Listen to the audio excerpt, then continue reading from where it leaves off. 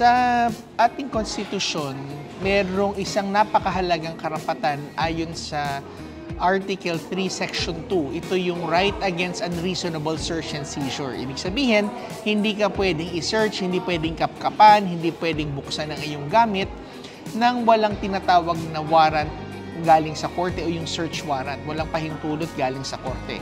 Kapag binawa ito ni numan, lalong-lalo na ng mga otoridad, binuksan ang gamit mo, kinapkapan ka, nang walang pahintulot mo, ito ay illegal at ito ay maaaring suspindi nila o katanggal sa trabaho kahit ikulong. Pero merong mga exception dyan. Number one, kapag ito ay consented search, ibig sabihin pumayag ka, binuksan mo ang gamit mo, ikaw ay nagpakapkap, o kaya naman kitang-kita nila na merong kontrabando at illegal, talagang pwede nilang ikaw hanapan. At huli, kung ikaw ay hinahabol kasi inaaresto ka at kung nung ikaw ay nahuli, nag-proceed silang i-search ang gamit mo. Yun lamang, maliban doon, ay dapat visual search lamang ang mga checkpoints.